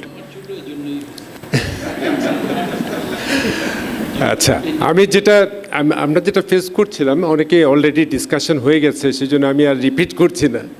কিন্তু আপনিও দেখতে পারেন যে গুগলে যদি দেখা যায় যে বিজনেস ফ্রেন্ডলি কান্ট্রিজ নাম্বার 1-এ হচ্ছে ইউএসএ, তারপরে আছে সেকেন্ডে আছে আপনার জার্মানি, থার্ডে হচ্ছে আপনার জাপান, 11 নম্বরে আছে চায়না, ইন্ডিয়া 34, এবং সার্ক কান্ট্রিতে সবগুলি কিন্তু আমাদের চেয়ে বেশি উপরে আছে। আমরা কিন্তু 160 or 70 এরকমই আছে। তো এখানে যে প্যারামিটার দিয়ে বিজনেস ফ্রেন্ডলি কান্ট্রি করা হয়েছে, সেটার প্যারামিটারগুলি তো আমার ধারণা যে আপনারা অনেক বেশি ভালো জানেন। সেই প্যারামিটারগুলির উপরে কাজ করে আমার ধারণা যে আমরা অনেক প্রোগ্রেস করতে পারবো। নাসির খান সাহেব যেগুলি বলেছেন সেগুলি কিন্তু আমরাও ফেস করছি। এই প্যারামিটার, এটা একটা cost of doing business is very high in Bangladesh. এটারও একটু দেখা দরকার আছে যে এটা কিভাবে আমরা করতে পারি। আর আমাদের দিক থেকে যেটা আছে, আমি ইন্ডিয়া থেকে অনেক কিছুই কিনি। ইন্ডিয়াতে হচ্ছে আপনার 2টা গ্রুপ হচ্ছে, তারা বিজনেসটাকে নিয়ে আছে, মারোয়ারি এবং পাঞ্জাবি যারা আছে। ইভেন ওয়েস্ট বেঙ্গলে হচ্ছে যত বিজনেস সব কিছু ওরাই কন্ট্রোল করে, মানে তারা হচ্ছে বিজনেস, মানে তাদের জেনারেশন টু জেনারেশন করছে। আমাদের যদি স্বাধীনতা না হতো হয়তো পাঞ্জাবিরাই করতো, আমরা করতে পারতাম না। আমরা এখনও শিখছি, আমাদের অনেক জায়গায় আমাদের দুর্বলতা আছে। কিন্তু in spite of all the difficulties, বিশেষ করে ইয়াং জেনারেশন যারা আসছে, তারা কিন্তু বিজনেস করার জন্য আসতে চায়। এবং একটা দেশের আপনার দ্য পার্সেন্টেজ অফ এন্টারপ্রেনিয়র, যেমন জার্মানিতে আপনার 64%, যেখানে বাংলাদেশে হচ্ছে লেস দ্যান 20%। এই প্যারামিটারগুলির উপরে যদি আপনাদের দিক থেকেও যদি কাজ করানো যায়, চেম্বারের থেকেও যদি কাজ করানো যায়, অ্যাসোসিয়েশনের মাধ্যমে যদি কাজ করানো যায়, আমার ধারণা যে আমরা ব্রেক থ্রু করে অনেক সামনে চলে যেতে পারবো। Thank you. আমি একটু রেসপন্ড করি আপনার এই বিষয়টা নিয়ে। Thank you very much. Ease of doing business world ব্যাংকের যে ইন্ডিকেটর আপনি যেটা রেফার করেছেন, এটা নিয়ে বাংলাদেশ সরকার অনেকদিন ধরে কাজ করছে। যেহেতু আমি এটার সাথে জড়িত ছিলাম, আমার এক্সপিরিয়েন্সটা বলি। Is of doing business world ব্যাংকের যে ইন্ডিকেটর, এটা যে ইন্ডিকেটরের উপর ভিত্তি করে কান্ট্রিগুলোকে অ্যাসেস করা হয়েছে, এটা আমাদের বিবেচনায় সাবস্ট্যান্টিভ ছিল না। কারণ আমেরিকাকে আপনি যেই মানে মাপবেন, সেটা আপনি ভারতকে বা ভুটানকে মাপতে পারেন না। এটা নিয়ে অনেক ডিবেট ছিল, যার জন্য 2020 সালে গ্লোবালি এটা বন্ধ করে দেওয়া হয়েছে। আমরা যেটা করেছি, তারপরে বাংলাদেশ সরকার, আপনি জানেন যে রিফর্মগুলি এখন বলা হচ্ছে, these are multi ministry multi agency based. আমাদের এই মন্ত্রী পরিষদ স্ট্রাকচারে এই সিদ্ধান্ত শুধুমাত্র ক্যাবিনেট ডিভিশন দিতে পারে। সেই আঙ্গিকেই বাংলাদেশ সরকার Bangladesh investment climate improvement programme নামে একটা প্রোগ্রাম রান করছে। এখানে প্রায় আমরা 7টা ইন্ডিকেটরে যে বিষয়গুলি আপনারা প্রবলেম ফেস করছেন, সেগুলি আমরা মোটামুটি 150টি বিষয় আমরা চিহ্নিত করেছি। সেই সমস্যাগুলি কিভাবে সমাধান করা যায়, এই বিষয়টাও এখানে উত্থাপন করার কারণ হচ্ছে, আপনারা যে সমস্যাগুলি ফেস করছেন সেগুলি আমাদেরকে যদি আপনারা জানান। কারণ প্রতি 3 মাস পর মন্ত্রিপরিষদ বিভাগে এইটা নিয়ে সভা হয়, যেহেতু মাল্টি মিনিস্ট্রি জড়িত, সেই সভায় এই বিষয়গুলো উত্থাপন করা হয় এবং এগুলি সমাধানের চেষ্টা করা হচ্ছে। তো reforms is a painful process. আমি আমার একটা এজেন্সি যে কাজ করতে অভ্যস্ত এবং যেখানে রেন্ট সিকিং আছে, যেটা বাস্তবতার বিষয়, সেটা থেকে তাকে সরিয়ে আনতে হলে পলিসি সাপোর্ট লাগে, উপর থেকে নির্দেশনা লাগে, সেই কাজগুলি চলছে। আমাদের যে অনুভূতি, যে আমাদের প্রধানমন্ত্রী যে কথাটি বললেন, যে চেম্বার যারা থাকেন, অ্যাসোসিয়েশন যারা থাকেন, তারা যে আমাদেরকে তাদের এই সমস্যার বিষয়গুলি জানান এবং আমরা কাজও করছি, তাহলে আমাদের পক্ষে এই ধরনের ফোরামে গিয়ে কথা বলা সহজে এবং সিদ্ধান্ত নেওয়া সহজে। ধন্যবাদ।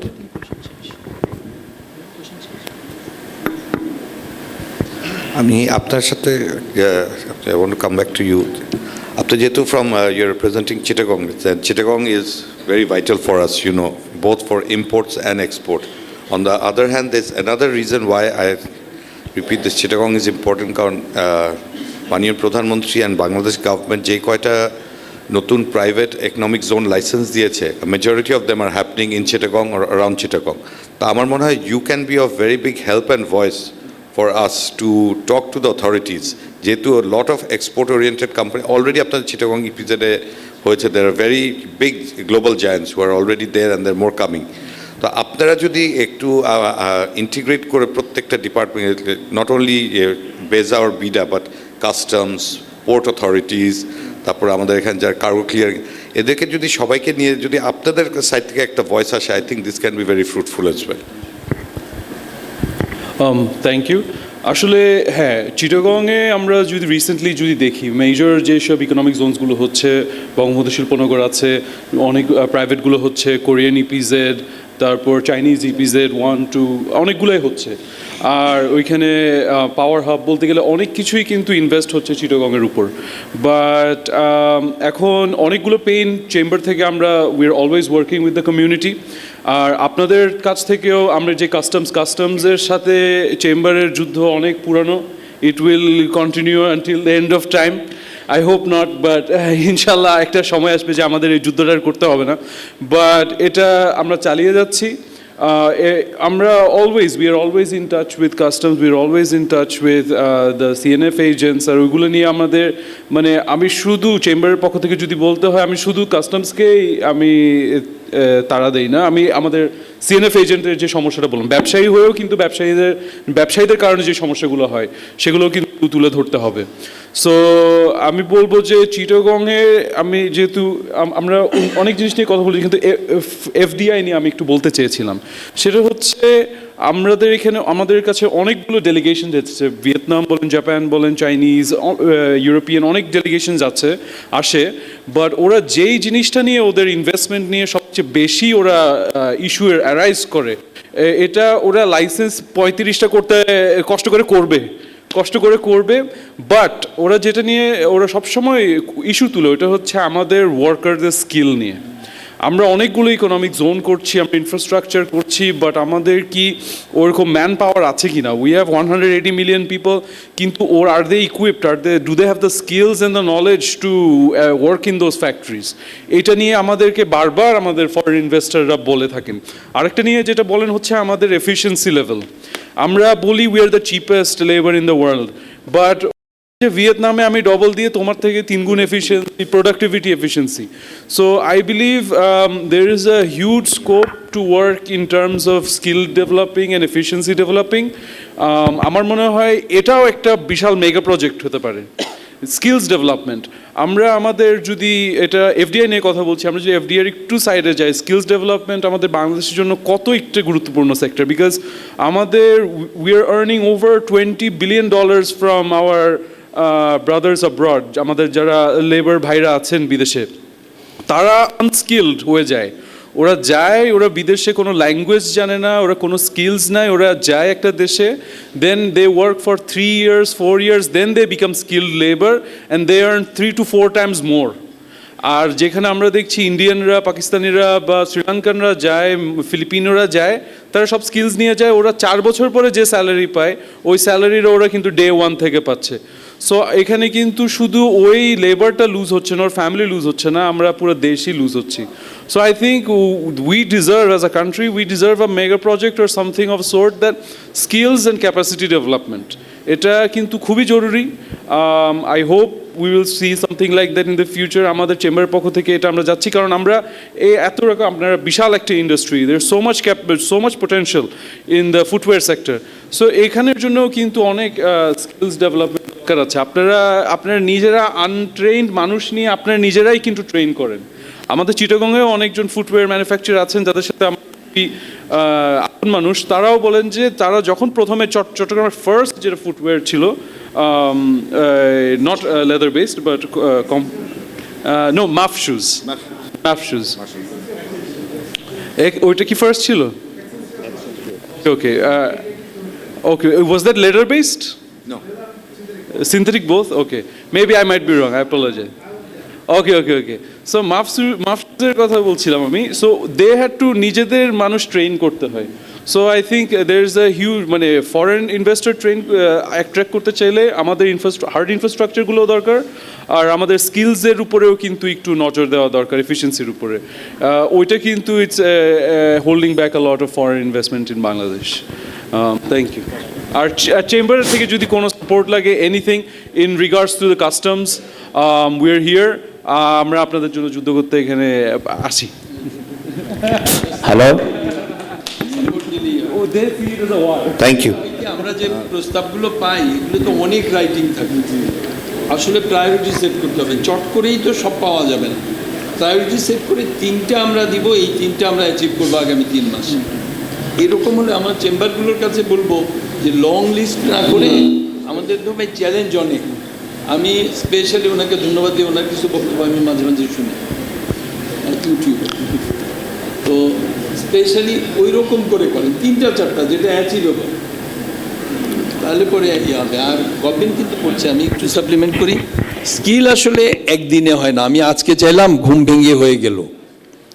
গভর্নমেন্ট বাই দিস টাইম আপনি জানেন যে প্রাইম মিনিস্টার্স অফিসের আওতায় এনএসডি একটা করা আছে। আমাদের ওয়ার্কাররা শিখে যায়, কোন লেভেলের সে শিক্ষিত সেটাও সে নিজেও জানে না, সেজন্য ওরা কম্পিটেন্সি স্ট্যান্ডার্ড কিছু কাজ হচ্ছে। আমি বলবো যে সব সরকার করবে কেন, সরকার অবশ্যই ফ্যাসিলিটেট করবে। এবং আপনারা জানেন টিবেট প্রোগ্রাম চায়নাতে এখন থেকে বোধহয়, আমি জানি না, আমি স্কলার না, আমি জাস্ট প্র্যাকটিশনার, আমার মনে হয় এখন থেকে অন্তত 60-70 বছরের আগের টিবেট। তো প্রাইভেট ইনভেস্টরদের আপনারা এমনও একটা প্রস্তাব হতে পারে, আমরা অবশ্য কাজ করছি এর উপরে, যে একটা কোম্পানি যদি 50 জন স্কিল তৈরি করে সে কিছু ইনসেন্টিভ পাবে। আমি জানি ইনসেন্টিভ বড় ইস্যু না, তার চেয়ে বিজনেস এনভায়রনমেন্ট বড় ইস্যু। ইনসেন্টিভ 2% ইনসেন্টিভ দিল, বিজনেস এনভায়রনমেন্ট কম, তার প্রফিট কম হলো, আমি হলে ইনভেস্টমেন্টে যাব না। আরেকটা হচ্ছে যে আমরা যে এই যে স্কিল এনহ্যান্স করা, আমাদের অলরেডি কিছু প্রোগ্রাম আছে। আমাদের একটা প্রজেক্টের আওতায় আমরা জাপানিজ জোনে 2000 এবং বঙ্গবন্ধু শিল্পনগরে 20,000, মোট 22,000। কিন্তু জাপানিজ জোনে আমরা যেভাবে করার চেষ্টা করছি সেটা হচ্ছে ইনভেস্টরই সিলেক্ট করে দিক যে এই 50 জনকে আপনি ট্রেনিং দিবেন, আমরা এই কাজটা করছি।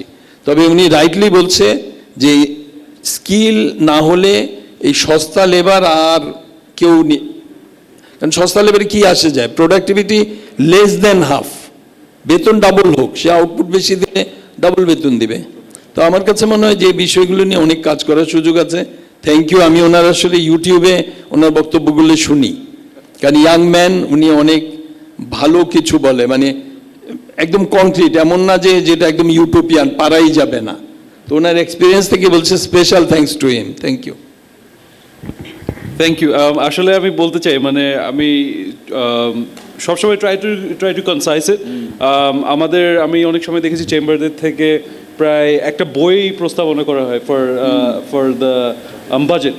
সো এটা আমি বলেছি এরকম আর দিব না আমরা, 1 পৃষ্ঠাতে ভিতরে যা ওইখানে যাতে, বিকজ ইটস আ কালচার যে মানে কালেক্ট করবে and know who will read that book, so আমাদের সবসময় যারা ব্যবসা করি, যুদ্ধ বলেছি এই কারণে বিকজ যেই ইম্পোর্টার, আমি জাস্ট একটু ক্ল্যারিফাই করি, যে ইম্পোর্টার কোনো একটা এইচএস করে বা কোনো কিছুতে ভুলবশত, নট সবাই যে ভুল করছে তা না, সবাই যে চুরি করছে তাও না, যদি ভুলবশত ইফ সামওয়ান ইজ চার্জ 300%, এটা কিন্তু ওর পুরো পুঁজির উপরে আঘাত পড়ে, তখন তার কাছে এটা কিন্তু যুদ্ধের মতোই মনে হয়। সো ওই প্রেক্ষিতে we are here for you. So আপনারা চেষ্টা করে যাচ্ছেন বেবজা যে বাংলাদেশের ডেভেলপমেন্টের জন্য কতটুকু কন্ট্রিবিউট করেছে এটা কিন্তু বলতে হয় না। আমাদের চিটাগং ইকোনমিক জোনে যে কত রকম ইন্ট্রিকেট মেশিনারিজ কত রকম এক্সপোর্ট হয় এটা কিন্তু বলার দায় রাখে না। ওইটা of course you are one of the biggest helping hands of business in Bangladesh, but ওইটা ওই টার্মসে বললাম আর কি। Thank you. Hello, thank you. আসসালামু আলাইকুম। ইউ আর রাইট যে আমাদের স্কিল বিল্ডিং এর কথাটা বলছে, আমাদের যে এফডিআই এর কথাটা বলছে, ease of business, this is all part of the whole journey. কারণ আমাদের ইজ অফ বিজনেসটা কিন্তু ডিফিকাল্ট হচ্ছে for the systems and also because of all this factors. যে আমাদের এফডিআই আসছে না, ইজ অফ বিজনেস হচ্ছে, because of our skill manpower যে ল্যাকিং আছে বা এফিসিয়েন্সি বা প্রোডাক্টিভিটি আমরা ঠিক মতো কি মেজার করতে পারছি? আমরা যে বলি we are cheap, we are actually not. আমাদের in fact our negotiation power gets reduce because of all this factors. তখন we automatically become cheap or forcefully become cheap. So these are things definitely we have to work on. BEZA BIDA আমাদের দেশের জন্য, আমাদের ইন্ডাস্ট্রির জন্য, factories inside and outside the BEZA region, of course, they are contributing very positively towards us because they are creating systems not only for factories inside BEZA but outside BEZA as well. But at the same time, I have to say, যে বাংলাদেশের আজকে যে industrial revolution বা development, এটা কিন্তু definitely with the government's help, government policies কিন্তু করেছে কিন্তু প্রাইভেট সেক্টর। সো প্রাইভেট সেক্টরে আমরা কিন্তু সবসময় we are committed two do our best to expand, to of course reinvest in the business, to reinvest back to the community in terms of investment bolen, job opportunities bolen, with better ways to create better lifestyles for the people around us, people who work with us. But etar jonno amader jeta dorkar, not only ease of business but sustainable policies of business, policies which we can present to our customers, our investors who invest their money, their orders, or even they want to make factories with us here, যাদেরকে আমরাও একটা sustainable image বা vision দিতে পারি। But if it's always 1 year বা 2 year policies, তখন কিন্তু it becomes more and more difficult. If you can give a much more longer and more sustainable policy, তখন কিন্তু আমরা এফডিআই বলি বা নিজের থেকেও যখন ইনভেস্টমেন্টের যে মোটিভেশনটা কিন্তু মাচ বেটার হয়। তো আই হোপ আপনারা প্রত্যেকটা কনসার্ট ডিপার্টমেন্টের সাথে, as you rightly said, customs, NBR is integral part, and I hope আমাদের অর্গানাইজেশনে শুধু আপনারাও যদি বিডার থেকে তাদেরকে একটু ইন্টিগ্রেট করতে পারেন, when you make your policies or when you make the strategies for us, তাদেরকে যদি সাথে রেখে করতে পারেন, and you can guide them that for export factories this is my vision, you have to align your vision according to BIDA as well. Tahle I think things will become much more easier in the coming days. Thank you very much, and I hope I tried my best to be a good moderator, the first one that is original. So thank you very much, and with all I say again, with all due respect, the government is trying to do a fantastic job for us. কারণ আমরা যখন footwear association থেকে যখনই আমরা যাই, we get honest and utmost support from the Prime Minister herself and the industries. Amar mone hoy last there is somebody who wants to speak, so before we close we can hear him. আসসালামু আলাইকুম, আমি MD Salauddin বলছি। গ্রানোচি sourcing BD একটি buying house পরিচালনা করি। আমার বড় একটা ল্যাকিংস হচ্ছে এই যে বড় বড় কাস্টমারগুলি বাংলাদেশে যখন ভিজিটে আসে, জাস্ট আমি একটা এক্সপিরিয়েন্স শেয়ার করব। কয়েক মাস আগে আমি আলদো একটা বিগ ব্র্যান্ড, সো আলদোর প্রেসিডেন্টকে যখন বাংলাদেশ ভিজিট করাচ্ছিলাম, we know very well there are so much busy. তো আমি একই দিনে 2টা বা 3টা ফ্যাক্টরি ভিজিট করাবো, at a time tannery area visit করাবো। I am sorry to say helicopter facilities ছিল না ট্যানারি এরিয়ায়। আমি কতটুকু লজ্জা পেয়েছি ওই প্রেসিডেন্টের কাছে যে এত বড় একটা ইন্ডাস্ট্রিয়াল জোন, সেখানে একটা হেলিপ্যাড নাই। সো এই সাভার ইন্ডাস্ট্রি পল্লীতে হেমায়তপুর যেটা, রাইট, আমি স্যারদেরকে দৃষ্টি আকর্ষণ করবো প্রত্যেকটা ইকোনমিক্যাল জোনে যেন অন্তত হেলিপ্যাড থাকে, অ্যাটলিস্ট আমরা যেন এইরকম ভুল না করি, কারণ দেয়ার আর সো মাচ বিজি, এবং আমি তাদের ভিজিটকে শর্ট করতে বাধ্য হয়েছি কারণ তাদের time is very limited, number 1। Number 2, আমরা সবাই চাই এক্সপোর্ট প্রমোট করতে, কিন্তু কারেন্টলি আমাদের অর্ডার এক্সপেক্টেড অর্ডার নেই, বরঞ্চ অর্ডার গেটিং অর্ডারের রেট অনেক কম। অলমোস্ট অনেক ফ্যাক্টরি আছে 50% অর্ডার নাই। So how they will survive? এবং আমাদের এই জিনিসগুলো অ্যানালাইজ করতে হবে যে কেন আমরা অর্ডার পাচ্ছি না। আমরা সবাই এক্সকিউজ দিই গ্লোবাল মার্কেট খারাপ তাই অর্ডার পাচ্ছি না, নট লাইক দ্যাট। হ্যাঁ, এটা অবশ্যই একটা রিজন, বাট কেন পারি না? দেয়ার আর 3 reason. Number 1 price, number 2 delivery, number 3 quality. আমার কমপ্লেন্ট আমি পরে বলতেছি, এই 3টা জিনিস একটু বলে নেই। প্রাইস, এক্সপেক্টেড প্রাইজের চেয়ে ফ্যাক্টরিগুলি হায়ার প্রাইস হয়ে যাচ্ছে। হোয়াই? আমি আসতেছি। ডেলিভারি, তারা কখনোই ডেলিভারি ঠিক রাখতে পারতেছে না, ইভেন 50%ও না। Quality, they becoming fall day by day. Why? Because of all from customs office. আমি আশা করব যে নেক্সট এই ধরনের প্রোগ্রামে কাস্টমস কমিশনারকে রাখার জন্য as a buyer I will ask him something directly. Why? আমার প্রোডাকশন প্ল্যান ছিল 10 দিনে করব, মাল ক্লিয়ারেন্স হয়ে ফ্যাক্টরিতে আসছে 5 দিন। ডে নাইট তারা প্রোডাকশন করতেছে, কোয়ালিটি বিকামিং ফল্ট। নাম্বার 2, 10 তারিখে শিপমেন্ট দেওয়ার কথা, 8 তারিখে 9 তারিখে র ম্যাটেরিয়ালস ইন হাউস। দেন আমার কাস্টমারকে রিকোয়েস্ট করতে হচ্ছে প্লিজ এক্সটেন্ড 1 উইক। এটার কারণে আমাদের বাংলাদেশের ব্র্যান্ডিং এর ইমেজ গোজ ডাউন। ইউসুফ ভাই বলল আমাদের rating 170। Why? Because of this reason. Customer টাকা দেয়, অন টাইমে মাল চাবে, রাইট কোয়ালিটির মাল চাবে।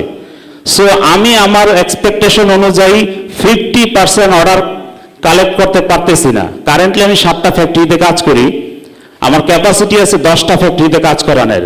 বাট শুধুমাত্র দেয়ার আর 3 রিজন। এই 3টা রিজনের কারণে আমি কাস্টমারের কাছ থেকে অর্ডার বাড়াতে পারি না, এক্সপোর্ট বাড়াতে পারি না। সো এই জিনিসগুলি একটু মাথায় রাখবেন এবং অবশ্যই এই ইস্যুগুলি কাস্টমসে ইস্যু হিসাবে how they can solve, how they can support to us. Thank you. Actually কাস্টমসে কমিশনার মতিউর স্যারকে দাওয়াত দেওয়া হয়েছিল, তো উনি আসতে পারেন নাই। আমরা কি একটা কোশ্চেন নিব?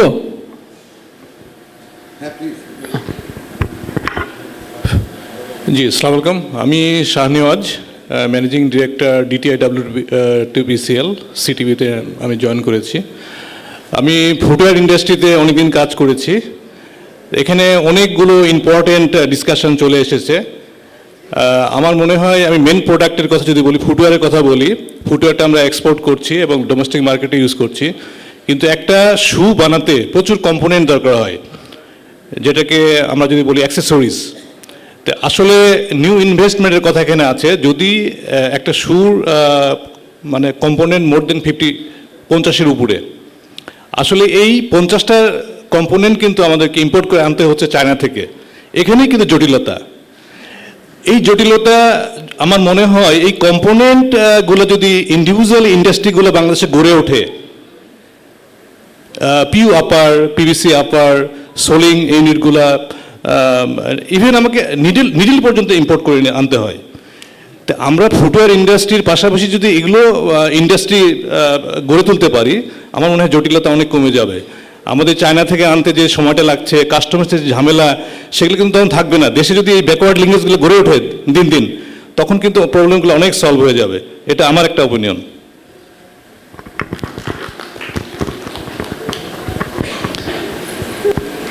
Thank you. এটা আমাদের লাস্ট কোয়েশ্চেন ছিল। স্যার আপনারা শেষ করুন। আমার মনে হয়, I think we can have a closing statement from each and every one of us, and then we can finish our panel discussion. আমি এই প্রোগ্রামে যখন দাওয়াত পাই, আমি ভেবেছি যে 3টা বিষয় আমি বলবো, কিন্তু আমার এখানে সবাই এতই বিদ্বান মানুষ এবং প্র্যাকটিশনার আই ক্যান সে, ওনারাই বলে দিছে। আমরা আসলে যেটা নিয়ে কাজ করছি এখন, একটা হলো আমাদের কমন সেটিং হচ্ছে আমরা ইনসেন্টিভ বাড়িয়ে ইনভেস্টর অ্যাট্রাক্ট করব। এটা আমার 8 বছরের এক্সপিরিয়েন্স বলে এটা ভুল সিদ্ধান্ত।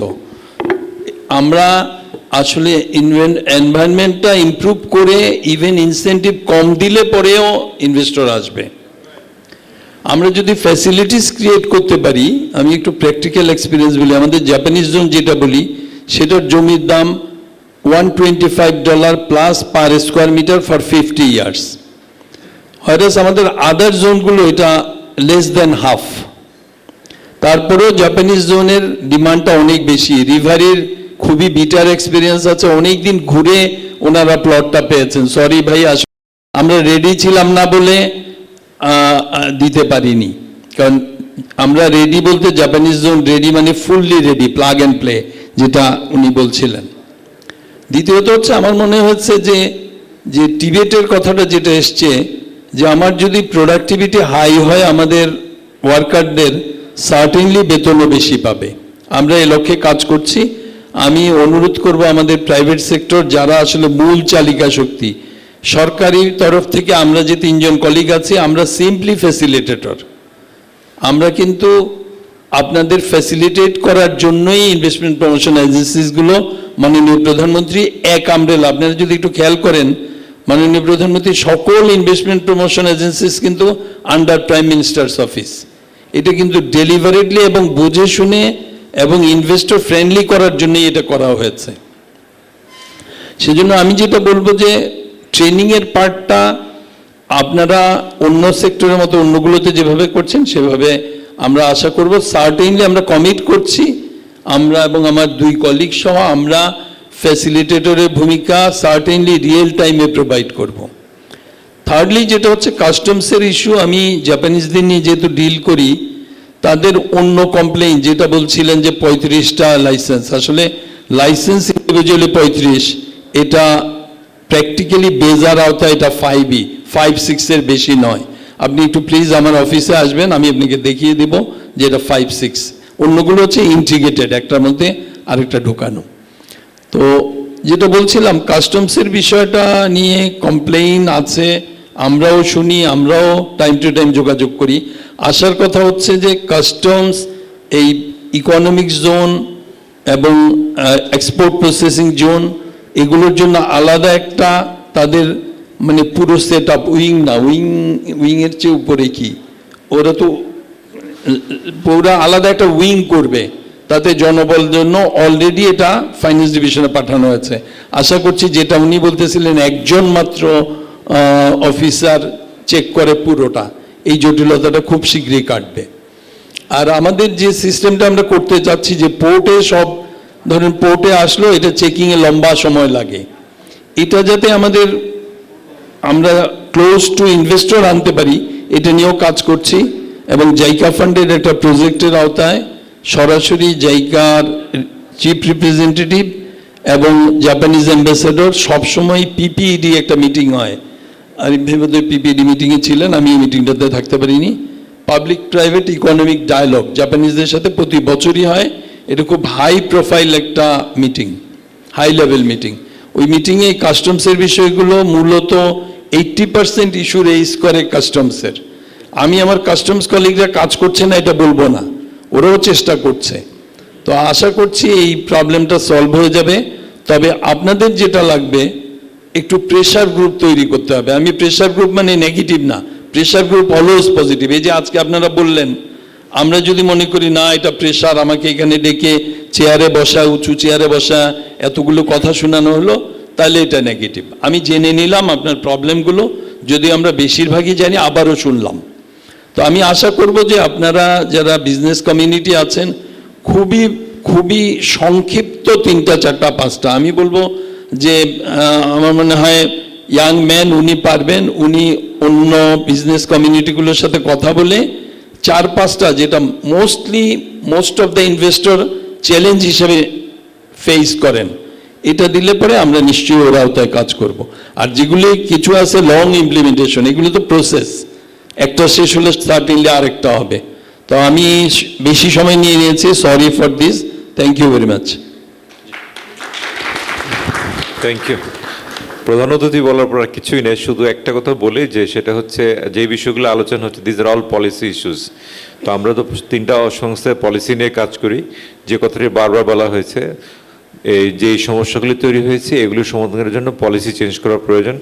আপনারা আমাদেরকে প্রধান অতিথি যেটি বললেন আমাদেরকে এই তথ্যগুলি জানাবেন। আমাদের পক্ষ থেকে এটা বাই ডিফল্ট যেহেতু প্রধানমন্ত্রীর অফিসে আমরা কাজ করি, কিছু ইনস্টিটিউশনাল বেনিফিট আমরা পাই, সেই সুযোগগুলি আমরা কাজে লাগবো আপনাদের জন্য। ধন্যবাদ। আমি একমত, প্রধান অতিথি উনি সাম আপ করে দিয়েছেন। আমি শুধু 2টা পয়েন্ট বলতে চাচ্ছিলাম যে আমরা ওই পলিসি যে প্রেডিক্টেবিলিটি নিয়ে একটু কাজ করতে হবে, এবং আমাদেরও কিন্তু নলেজ গ্যাপ আছে। আমরা যারা ফিল্ড লেভেলে কাজ করি অনেক সময় অনেক সমস্যা দেখা যায় যে আপনাদের প্রতিনিধি সিএনএফরা আসছেন, তারা কিন্তু প্রপারলি বোঝাচ্ছে না অথবা মিস ইন্টারপ্রিটেশন হচ্ছে। সো আমাদেরকেও কিন্তু বুঝতে হবে কোন কোন জায়গায় সমস্যাগুলো আছে এবং ওইটা ইন ডিটেলস যে সমস্যাগুলোকে ফোরামে তুলে ধরতে হবে। যদি এটা কন্টিনিউয়াসলি করা যায় definitely other side of the table কিন্তু আমাদের কলিগরাই যারা আছে আমরাও এগুলো ফেস করছি, তারা কিন্তু they are also positive minded. Top of the, আপনি যদি জানেন এনবিআর চেয়ারম্যান মহোদয়, he is always trying to help us, কিন্তু এই যে গ্যাপটা, এই জিনিসটাকে আমাদেরকে কভার করে নিয়ে আসতে হবে। ধন্যবাদ সবাইকে।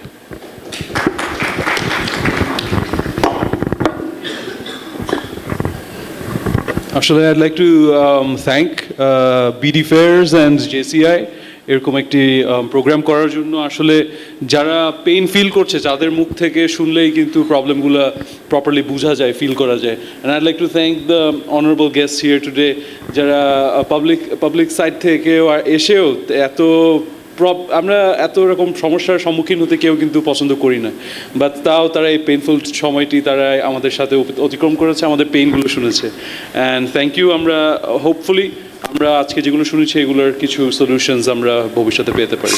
And thank you. Just I would like to thank the chief guests, the special guests. Thank you to the President of Chittagong Chamber and Commerce and all our lead arrangers, lead sponsors, gold sponsors, platinum sponsors, and all the invitees that have attended today and participated. আমি আবারও congratulations জানাই to BDFairs and JCI for organizing this, and আমার মনে হয় এবার the topic of discussions were very different to what we are normally used to. So this was very much needed. যেটা বললো যে pain sounds painful, but this is part of the whole package and parcel of working in wherever we work. সব দেশেই there are pain, there are problems, but then again there are opportunities as well. From the private sector, as I said, we are always committed to be working, expanding our horizons of knowledge, expanding our horizons of reinvestment, diversification. একজন কথা বলছিল, we are always up for this. আমাদের একমাত্র request থাকবে সবসময় to the concerned authorities to give us the right policy supports, right guidelines, and এখন আমাদের জন্য যেটা সবচেয়ে এক্সপেন্সিভ জিনিস হয়ে যাচ্ছে, it's not the cost, it's the time. So সব জিনিসই যদি টাইম ফ্রেমের মধ্যে করা যায়, ডেডলাইনের মধ্যে করা যায়, I think we can overcome many challenges which we now think are pain. Maybe there'll be less of a pain. Thank you very much. Assalamu alaikum. Thank you, honorable special guest and chief guest. Actually BDFairs কিন্তু যাত্রা শুরু হয়েছিল এই উদ্দেশ্যটি নিয়েই। আমরা কিন্তু কাজ করছি FDI হান্টিংয়ের জন্য, বায়ার হান্টিংয়ের জন্য। অলরেডি 2020 সাল থেকে আমরা বায়ার হান্ট করছি ফুটওয়্যার ইন্ডাস্ট্রির জন্য। আর যেহেতু FDI নিয়ে এখন কাজ শুরু করেছি আমরা 1 বছর ধরে, তো এই জন্যই চাচ্ছিলাম যে FDI হান্টিংয়ের জন্য আমরা ইনভেস্টরদের আনবো, বাট আমাদের ইকোসিস্টেমটা আগে ডেভেলপড হোক, আমরা একটু গুছাই যেন বাউন্স না করে। যে FDIটা আমরা আনতে যাচ্ছি, এবং জাপানি ইনভেস্টর অনেক সময় আসে আমাদের এখানে, অনেক সময় বাউন্স করে। তো এই ইকোসিস্টেম ডেভেলপ করার জন্য কিন্তু আমাদের এই ক্ষুদ্র উদ্যোগ আর কি। তো আমরা ইনশাল্লাহ কন্টিনিউ করবো। আপনাদের সবাই আপনারা যেভাবে পাশে থেকেছেন, এরকম যে আবার সাপোর্ট পাই ইনশাল্লাহ আমরা এই ধরনের প্রোগ্রাম করবো। তো এখন এই মুহূর্তে আমরা একটু স্যার চিফ গেস্টের হাত থেকে স্পেশাল গেস্টদের একটু ক্রেজ দিতে চাচ্ছি, প্লিজ।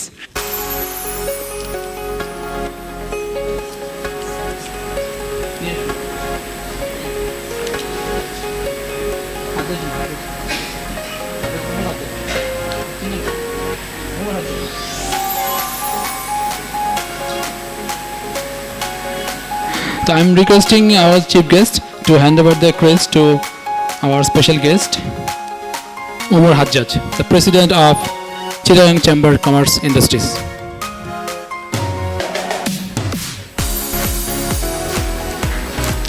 Chief guest হাতে দাও, chief guest হাতে দাও।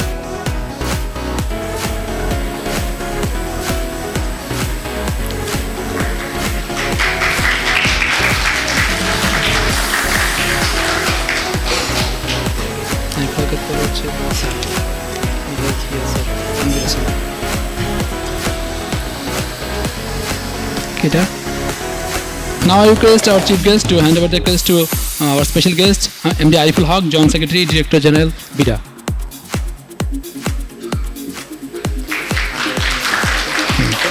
Tanvir Hossian. Now I request our special to hand over the special. Now I am requesting our chief guest to hand over the crest to special guest MD Tanvir Hossian, Executive Director, BEPZA.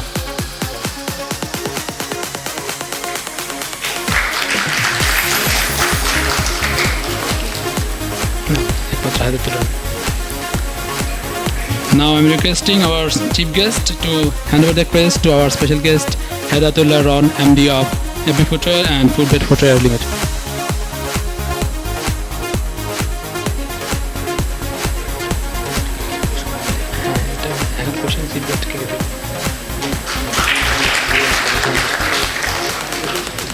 chief guest.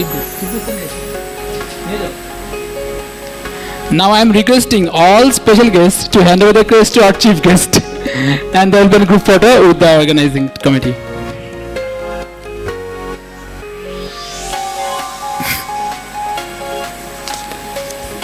Now I am calling our JCI teammates and the organizing committee members to come on stage to take a group photo. Please come.